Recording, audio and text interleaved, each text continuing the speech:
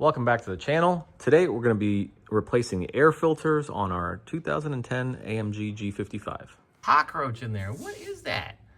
Jesus. Maybe that's why it smells like crap. He just got sucked in through all of these pipes and everything, or did he just go in there? As you can tell, I've got the intake pipes kind of taken off. They just push onto here. There's no clamps or anything. I took them off and I twisted them upwards. Same on this one. Just pull it off a little bit and twist it upwards. If it doesn't twist easily, just get yourself some pliers and squeeze on this clamp right here and this clamp right here, and it'll turn really easily. Next thing you want to do is get yourself a Torx. Ooh, where is the zoom? There it is. Torx screwdriver, or put it on your impact, and you want to take off 1, 2, 3, 4, 5, and I think there's one in the back right there, and the same around the edge of this housing, and that'll release the two top clamshells that hold the air filter in there. That's where the two of your air filters go. You can tell we got these out. They don't come all the way out, so don't try to force them out. They stop right around there. You can feel they get a little bit snug. That's where they stop so that they don't fall out. And don't forget that one in the back. Good job, man. Okay. Not all of those are loose. You should be able to lift it up. It might be stuck a little bit. If you notice one corner or the other is stuck more, it's probably because it's not unscrewed all the way. And there you go. Just pull it up gently. Don't put the screwdriver on the paint. All right. Oh, it's all nice. That's okay. There you go. Oh, pull the air filter down. Oh, there's a cockroach in there. What is that?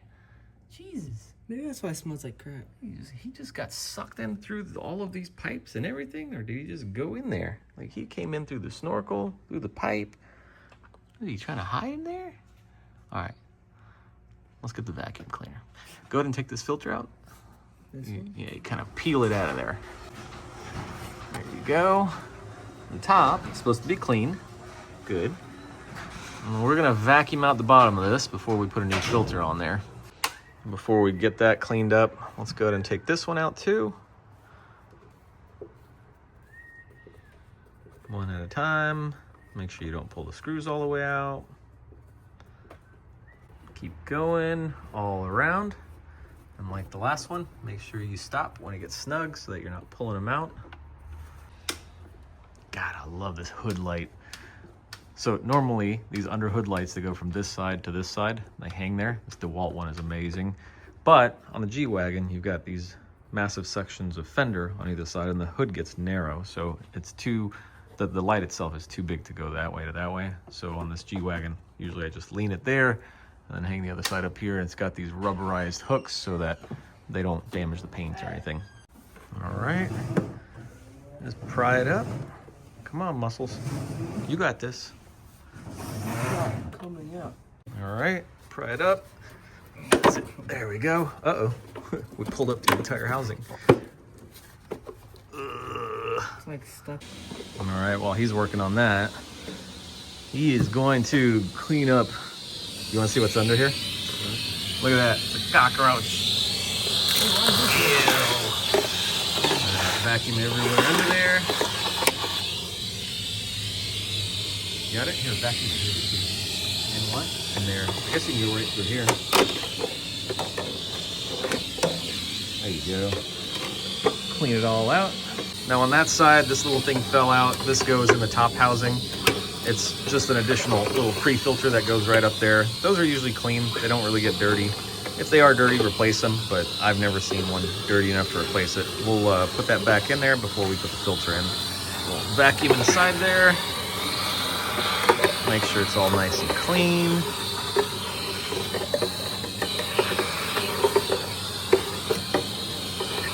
All right, perfect. Here's the old filters. You can see they're pretty gross. There's no way that the engine was breathing as well as it could be with how dirty these things are. I've seen worse, but these are plenty dirty. They've seen better days. Definitely time to replace them.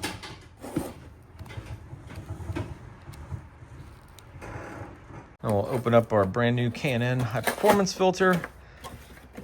if you don't want to use a K&N, use a regular one. I'll put the links down in the description for normal dry filters and also for the K&Ns if you want to use them. Me personally, I don't like re-oiling and reusing the K&N filters, but I absolutely will use them when they're brand new. Let's open this guy up without messing up the filter. Be careful not to mess up the pleats. Now you can tell it has a top and a bottom. Which side do you think is the top? Which side do you think is the bottom? Top, not bottom. Bottom, yeah, that's the top. And if you find any of these little strings on it, go ahead and take those off. You don't want to put that in the airbox. These are multi-layer cotton filter elements, so sometimes a little piece of string or something will hang off. Make sure you take those off. Then we're going to put it in here, line it up. Now, in order to put it in, make sure the top side is up, line it up. It'll kind of fall into place. Then when you want to put this on, the back side, because that hose is connected, is going to want to go on first.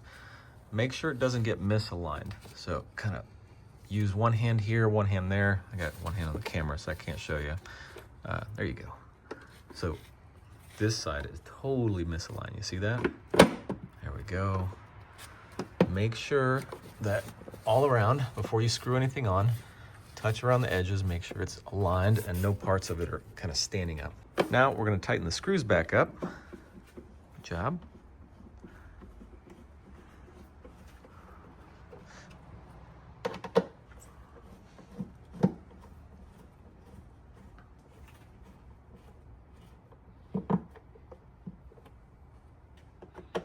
Make sure you don't miss any of them, and these are plastic housings, so make sure you don't over tighten them. You don't need to put any muscle into it, just make them snug.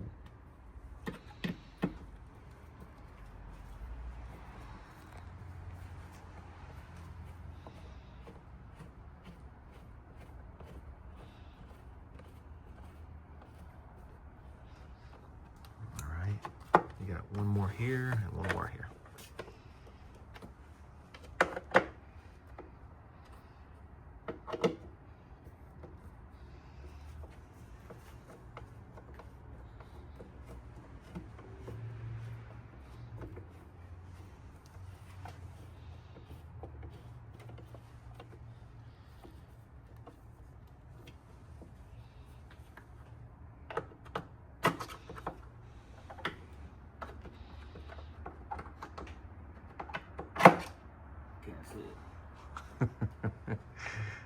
Let's feel your way to it.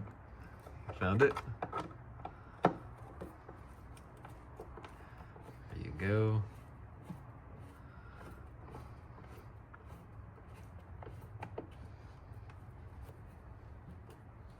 All right. Now, after you've tightened all of them, just go back through and check each of them, because as that rubber kind of squishes down as you tighten all the screws, you might have a little bit more to go on some of them, but in this case, I think he's got them all tight. Now we're gonna grab our next filter. There we go. Open that sucker up. Make sure you don't damage the pleats. Go ahead and get that placed in there. Make sure it's lined up. Here, I'll hold this for you. You got it? Once you get that lined up and it kind of falls into place, tighten those screws up. Don't tighten one all the way. Go around and get all of them snug and then come back and tighten them. Now, we're almost done here, getting them snug. Now that you've got them all snug, just go back and check all of them for tightness.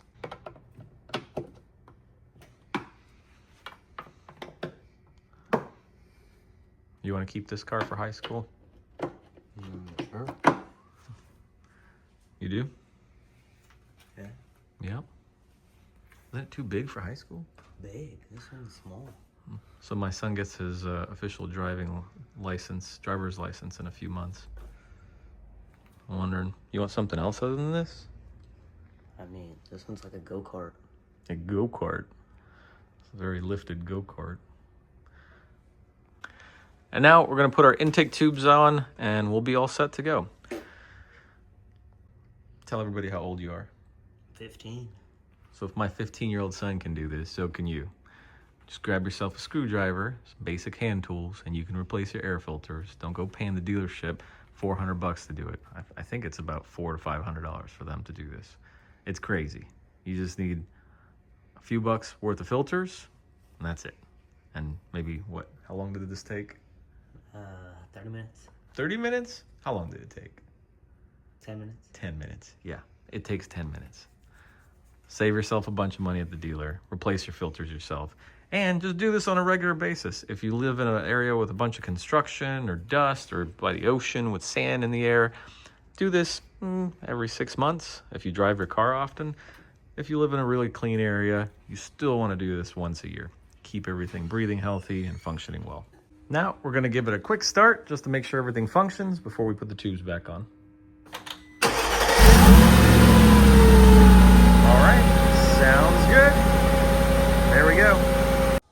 That's how you change your air filters on an M113K, whether it's in your G55, CL55, S55, E55, or ML55. If you got any questions, leave them down in the comments below. I'm always happy to help. In the meantime, I love you guys. I will see you next time.